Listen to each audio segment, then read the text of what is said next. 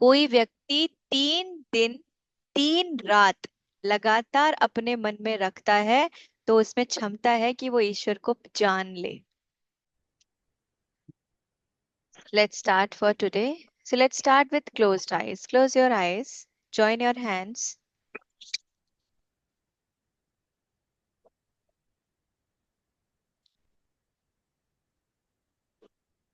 and pray. तो कृष्ण भगवान कहते हैं, आज मैं ये श्लोक भी पढ़ूंगी, जो श्लोक है जिसके बारे में हम आज डिस्कशन करेंगे। मनुष्याणां सहस्रेषु कश्चित् तदि सिद्धये यततामपि सिद्धानां कश्चिन्मा वेति तत्वता। तो भगवान कृष्ण कहते हैं, सहस्त्रों मनुष्य में, ऐसे हजारों मनुष्यों में कोई एक ही होता है जो आध्यात्मिक प्राप्ति के लिए प्रयास करता है, कोशिश करता है, एफर्ट्स डालता है।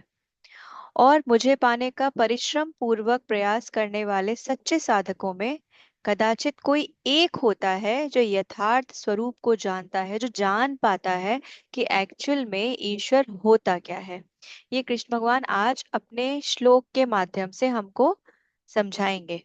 तो कृष्ण भगवान ये कह रहे हैं कि कई हजारों लोगों में कोई एक ऐसा व्यक्ति होगा जो अपनी विल पावर, हमारी जो इच्छा शक्ति है, उसका उपयोग करता है असली जगह पे जाने के लिए। असली जगह मतलब ईश्वर ने ऐसा ऐसा बताया है कि परमात्मा, परमात्मा मतलब एक महासागर, समंदर, ओशन, और उसमें उठती हुई वेव्स, उसमें उठती हुई लहरें, मतलब ये चेतनाएं, सोल्स जो हम हैं। तो ये सोल उस महासागर का ही हिस्सा है और वो अपने आप को अलग समझने लगती है और ना जाने किन चीजों में खो जाती है। तो भगवान ये बोलते हैं कि ऐसे हजारों लहरों में शायद कोई ही कुछ ही होती है जो माया में ना उलझ कर ये जानने की कोशिश करती है कि वो उनका परम तत्व में उनको कैसे विलीन होना है। बाकी सब उलझे हुए हैं। और जो हमको इच्छा शक्ति दी गई है उसका प्रयोग हम किस में करते हैं? अपनी डिजायर्स को फुलफिल करने में, और पूरा जीवन उसी में निकल जाता है। फिर उसके बाद वो ये बोलते हैं, जो हजारों में से एक होती है, जो एक बार को अध्यात्म के रास्ते पे चलने के लिए तैयार होती है या ईश्वर के बारे में जानने के लिए तैयार होती है, उसके लिए भी बड़ा आसान नहीं है वापस आ जाना।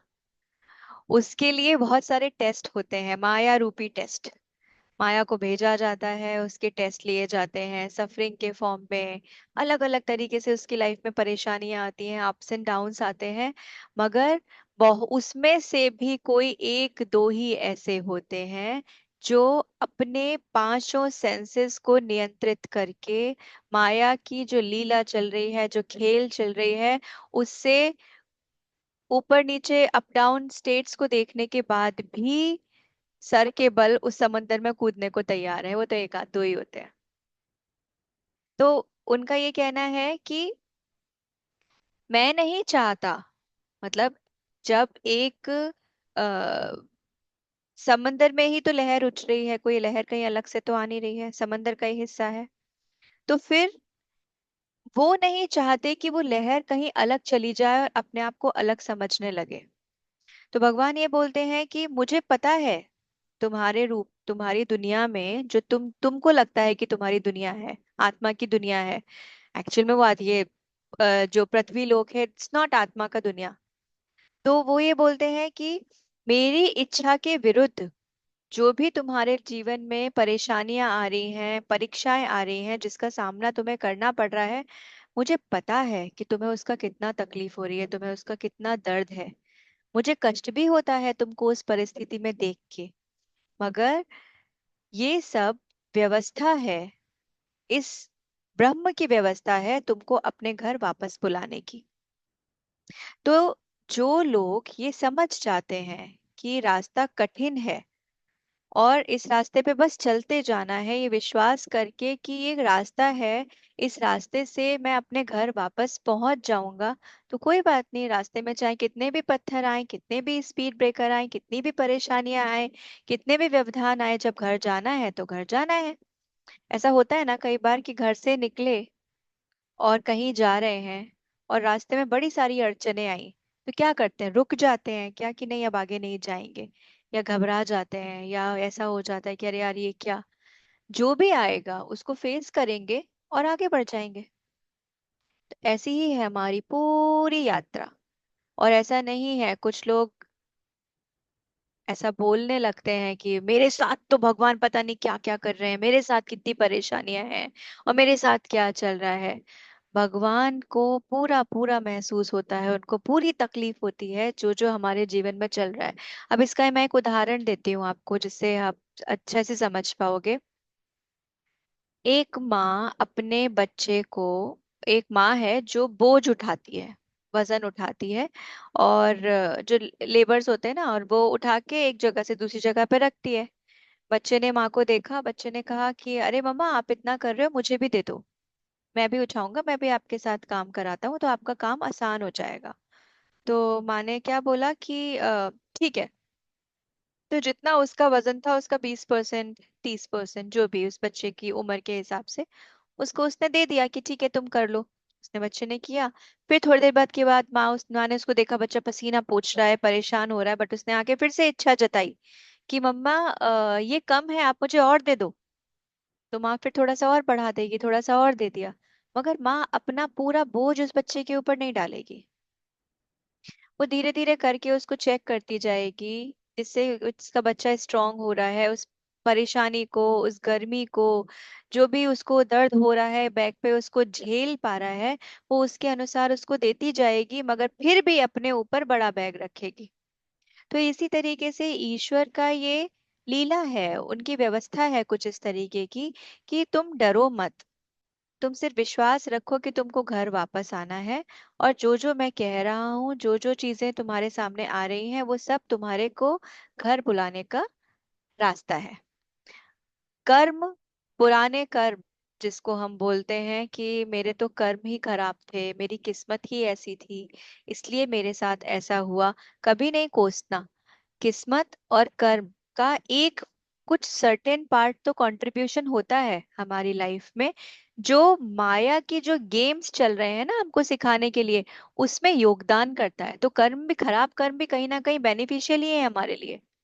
अगर खराब कर्म के कारण हमारे जीवन में परेशानियां, सफरिंग्स आ रही हैं, तो वो भगवान की व्यवस्था को आसान करने में मदद कर रही है, कि थोड़ी सी सफरिंग्स झेल लोगे स्ट्रांगली तो आगे बढ़ जाओगे 4 कदम। तो उनको भी धन्यवाद करना, उनसे भी कभी भी मत घबराना। फिर कृष्ण भगवान बोलते हैं कि अ, दुख और कष्ट के पश्चात भी ऐसे बहुत ही कम ऐसे लोग हैं जो सच्चे जिज्ञासु हैं। कदाचित ही उनमें से कुछ ही ऐसे होते हैं जो अपना परम रूप, ईश्वर का परम रूप देख पाते हैं, समझ पाते हैं कि एक्चुअल में ईश्वर है क्या। पिछले कुछ पिछले कुछ लेसन्स में ईश्वर ने ये समझाया कि मैं कहीं अलग नहीं हूँ, मैं तो तुम्हारे ही अंदर हूँ। याद है आपको, कृष्ण भगवान ने बोला था मैं अलग नहीं हूँ, मैं तुम्हारे ही अंदर हूँ। अब तुम्हारे अंदर कैसे हूँ, मैं तो अगरबत्ती मंदिर में लगाती हूँ, मैं तो जब पूजा करने बैठती हूँ तो मैं मतलब विजुलाइज करती हूँ कि भगवान मेरे पास है, मेरे पास आ गए या मेरे सामने हैं। अंदर कैसे है? अगर आपको पुराना लेसन याद हो तो उसमें हमने ये जिक्र किया था कि भगवान का अंदर होने का मतलब, बसो मेरे नैनन में नंदलाल। याद है कि मुझे दुनिया इस तरीके से देखना सिखा दो, जिस तरीके से दुनिया आप देखते हो। तो जिस दिन वो समझ में आ जाएगा, वो रूप समझ में आ जाएगा, तो आपकी आध्यात्मिक जर्नी आगे बढ़ जाएगी, और यही वो चाहते हैं। पूरा खेल ही उसी का है। तो हमारे जीवन में जो भी घटना घट रही है, आर्थिक, मानसिक, व्यवहारिक, सांसारिक, जिस भी तरीके की, उसको सिर्फ आंखें बंद करके सिर्फ धन्यवाद करते जाओ। जो हो रहा है वो मेरे रास्ते पे आगे जाने के लिए हो रहा है, मुझे घर से बुलाया जा रहा है और मैं घर पे जाने के लिए तैयार हो रहा हूँ, नहीं तो आसान नहीं है एक्चुअली। हम लोग जब मतलब कितनी बार ऐसे लोग आते हैं जब मेडिटेशन मेडिटेशन बोलती तो रहती हूँ मैं, मेडिटेशन करो मेडिटेशन करो। तो कई लोग ऐसे होते हैं जिनको ये लगता है कि मेडिटेशन इट्स एस्केपिज्म। एस्केपिज्म मतलब भागने का तरीका, कि जब तुम्हें लगता है कि तुम अपनी जिम्मेदारियां नहीं निभा पा रहे तो तुम भाग रहे हो जिम्मेदारियों से, इसलिए तुम ध्यान कर रहे हो। एक्चुअली लोगों के जीवन में ऐसी सिचुएशन आती भी है जो हमने कर्म योग में सीखा था। जब लोगों को लगता है कि यार इतनी शांति है, इतना सुकून है अंदर, फिर इतने एफर्ट्स क्यों डालने लाइफ में, तो चलो मेडिटेशन में ही चले जाते हैं, वहां तो बड़ा अच्छा लग रहा है, तो कर्म छोड़ दो। तो एस्केपिज्म नहीं है।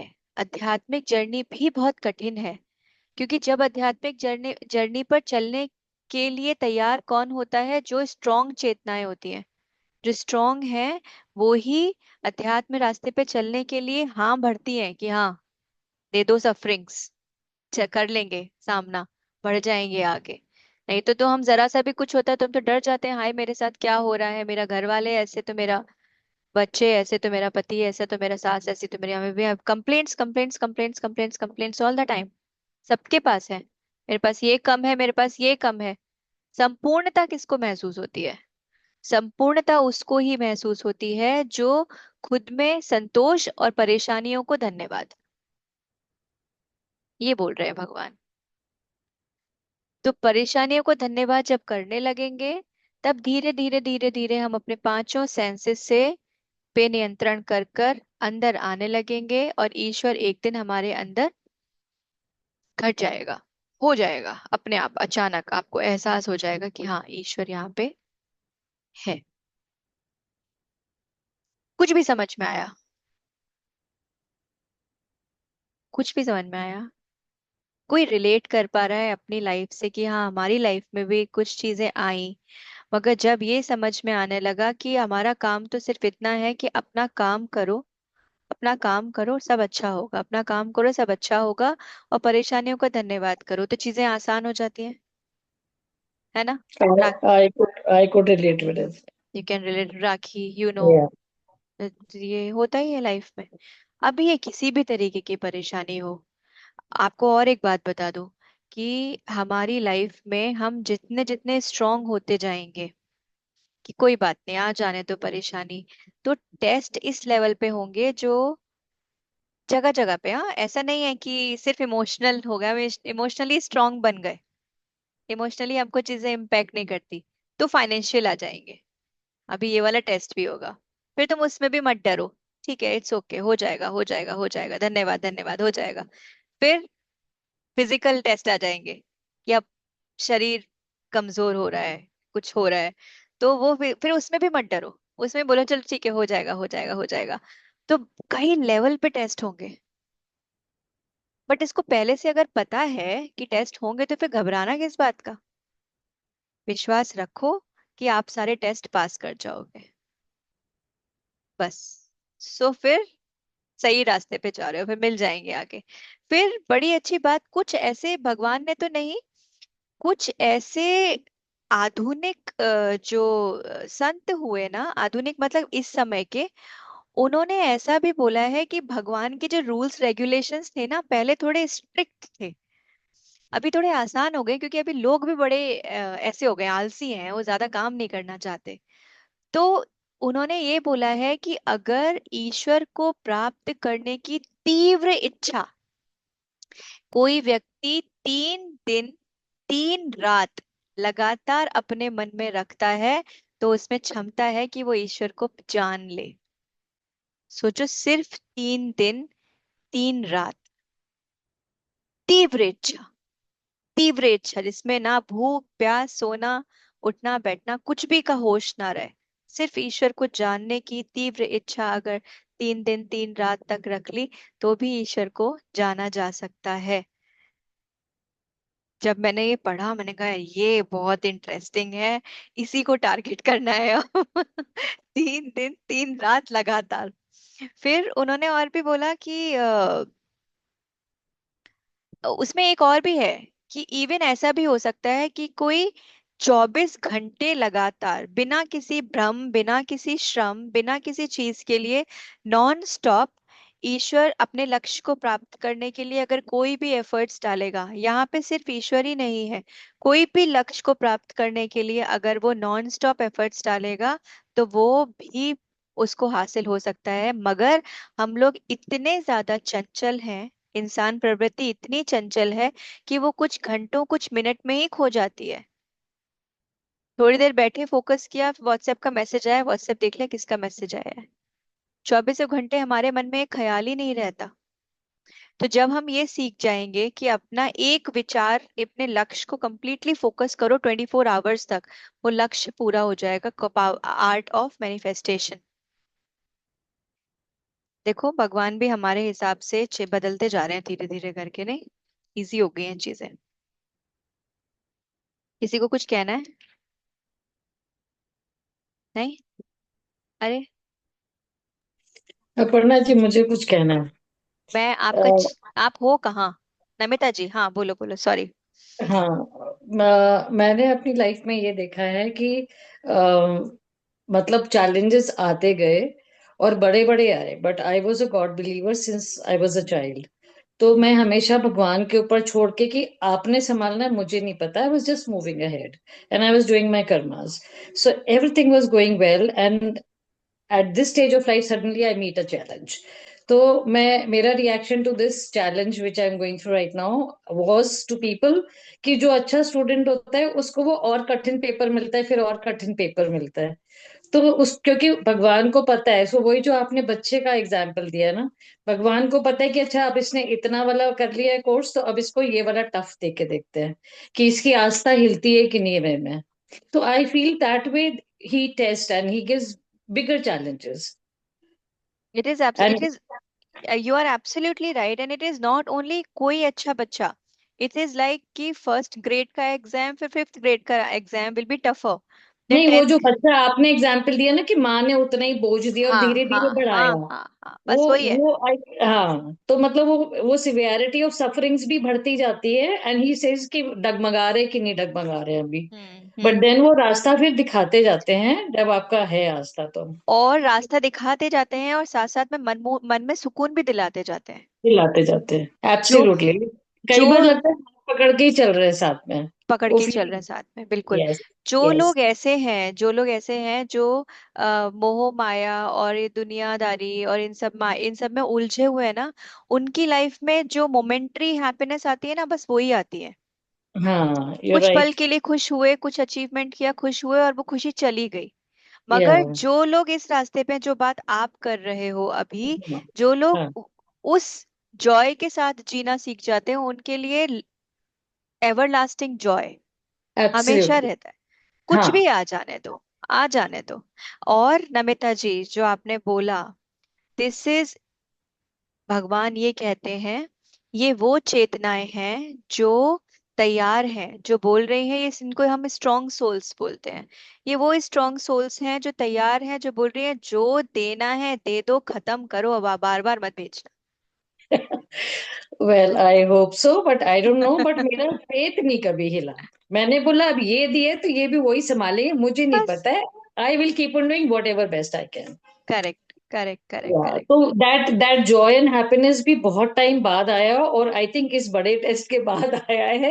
वरना I gone through my own phases of panic attacks and anxiety and where I took counselling.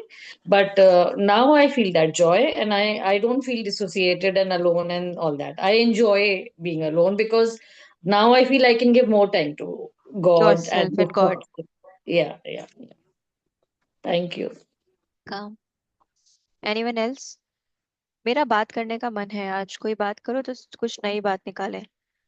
सी भगवत गीता, पता है मतलब, मैंने आज एक वीडियो भी डाला था छोटा सा बना के, क्योंकि मैं कुछ आप लोगों के बारे में ही सोच रही थी। हम लोग पता है एक मिशन लेके बैठते हैं, हम एक मिशन लेके बैठते हैं कि भगवत गीता सुनेंगे, कुछ नया सीखेंगे, कुछ नया मिलेगा। तो उससे क्या है कि आप लेसन तो ले रहे हो, मगर जरूरी नहीं आप उसको इम्प्लीमेंट कर रहे हो। Bhagavad Gita is all about implementation. तो अगर आप यहाँ पे बैठे हैं, हम देखो हमने काफी सारे लेसन सीखे हैं। नाउ लेट्स डिस्कस कि हाउ टू इम्प्लीमेंट। या I am implementing with myself, but I am not able to implement 100%। या फिर मैं कर रही हूँ तो मुझसे इतना हो रहा है या इतना नहीं हो रहा है, या जो भी, या क्या क्या चैलेंजेस आ रहे हैं। तो उससे क्या है, आपका इम्प्लीमेंटेशन और भी ज्यादा रिफाइन होगा और आप और ज्यादा बेहतर कर पाओगे। तो यही हमारा मकसद और टारगेट है ये वाले सेशन का, कि लर्निंग्स होनी चाहिए। तो अगर आप लोगों ने आज का वीडियो देखा हो तो उसमें मैंने एक बात बोली कि भगवत गीता ये कोई किताब, साहित्य या कहानी सुनना, कहानी तो सबने सुनी है कितनी बार, महाभारत देखी, भगवत गीता देखी टीवी में ना जाने कितनी बार, और किताबें भी पढ़ी होंगी आई एम श्योर, बट समझ में कितनी आती है। समझ में क्यों नहीं आती? क्योंकि कॉन्शियसनेस हमारा उतना एडवांस है ही नहीं। हम उसको उसी नजर से कहानी के रूप में देख रहे हैं, कृष्ण भगवान, अर्जुन, पांडव और कौरव, और वो कहानियां हमको रटती जा रही हैं। मगर अगर भगवत गीता को आप एक ऐसे देखो जैसे एक टीवी खरीदा घर में और टीवी के साथ वो मैनुअल बुक आती है। वो मैनुअल बुक में लिखा होता है कि कैसे, कौन सा प्लग, कौन सा वायर लगाओ, कैसे इसको ऑन करो। तो हमारा टारगेट उस मैनुअल को पढ़ने का बिल्कुल नहीं होता। हम क्या करते हैं, उसको खोलते हैं और उसमें सिर्फ वो चीज देखते हैं कि इसको ऑन कैसे करना है, फर्स्ट टाइम इसको कैसे ऑपरेट करना है, हमने वो देखा, उतना पढ़ा, उसको ऑन कर लिया, ठीक है। उसके बाद हम उसको रटते नहीं है कि पूरा मैनुअल पढ़ के बैठे हैं, पूरा पढ़ रहे हैं कि एक चीज कि अब किसकी जरूरत पड़ जाए, किस, कोई नहीं पढ़ता। कोई ईमानदारी से बताओ किसी ने अपनी कोई भी मैनुअल पूरी पढ़ी हो? कोई नहीं पढ़ता, चाहे आपके पास कितने भी बड़े भी डिवाइसेस हो। हम तब पढ़ते हैं जब जब जिस जिस चीज की जरूरत पड़ती है, कि अचानक कोई ऐसा फीचर आ गया उसमें कि समझ में नहीं आ रहा और टीवी बंद हो गया, तब जाके आप देखोगे कि अरे ये आइकन क्यों आ रहा है इसके ऊपर, तब जाकर आप मैनुअल उठाओगे कि इस आइकन का मतलब क्या है। तो Bhagavad Gita is like manual of our life. Manual है, सब लिखा है उसमें कि तुम्हारा जीवन कैसा होना चाहिए, कैसे शुरुआत करोगे, कैसे अंत होगा, कैसे जियोगे, ऐसा करोगे तो क्या होगा, ऐसा करोगे तो क्या होगा। तो रटने की जरूरत नहीं है उसको। ये मत सोचो कि सब कुछ जान लूं, सब कुछ मिल जाए। छोटा छोटा जितना सीखा है, जितना समझा है, उसको देखो कितना इम्प्लीमेंट कर लिया अभी तक। मैं बोल रही हूँ बार बार बार बार रिवाइज करो, रिवाइज करो, क्योंकि जब हम कोई चीज बार बार सुनते हैं तो क्या होता है ना, उसमें सुनने में से कोई एक चीज नई मिल जाती है जो आपको लगता है कि हाँ मुझसे रेजोनेट कर रही है, मेरे काम की है। फिर अगली बार सुनोगे तो फिर कुछ नया मिल जाएगा। हर बार पूरा 1 घंटे का सेशन, अगर 16 सेशन कर रहे हैं तो 16 के 16 सेशन किसी को याद नहीं होंगे। मुझे भी बोलोगे कि आपने उसमें ये वाली बात बोली थी, तो मुझे भी याद नहीं होगी कि मैंने क्या बात बोली थी, क्योंकि उस समय की थी, उस समय बोली, खत्म हो गई वो बात। तो उसको इम्प्लीमेंट कितना कर रहे हो अपनी लाइफ में, वो जरूरी है। तो यहाँ पे कोई टारगेट लेके नहीं बैठा करो, ये कोशिश करा करो कि अच्छा ठीक है, जब से हमने ये करा है शुरू, तब से ये चीजें हम इम्प्लीमेंट कर पा रहे हैं और ये बदलाव लाइफ में आ रहा है। और अभी कहाँ पे अटक रहे हो, तो उसके आगे की एक बात करो जिससे कि मुझे भी मोटिवेशन आए और आपको भी मोटिवेशन आए कि हाँ मैं ये कर रही हूँ और I can see lots of changes in my life, जैसे कि अभी नमिता जी ने बताया। इट्स अ प्राउड थिंग कि she is able to apply all the teachings in her life। तो एनीवन एल्स, कोई और है जिसको लगता है कि जब से ये शुरू करा है तब से लाइफ में बहुत सारी चीजें अलग अलग तरीके से घट रही हैं? जरूरी नहीं है इस सेशन के बाद ही, और भी एस्पेक्ट, ये सेशन तो एक सिर्फ एक कड़ी है। ये सेशन आया है आपके जीवन में एक सिर्फ एक बहुत छोटा सा कंट्रीब्यूशन है। इसके साथ साथ और भी बहुत कुछ घट रहा होगा। उसमें कहाँ कहाँ ये फॉर्मूला लगा पा रहे हो? घर के झगड़ों में, फाइनेंशियल स्ट्रेस में, इमोशनल वॉइड्स हैं उसमें, घर के रेगुलर टेंशन्स में टेंशन्स कम ले रहे हो, कौन कौन है जो अप्लाई कर पा रहा है? ईमानदारी से बताओ। यस, राखी, अनुराधा, वेरी गुड। और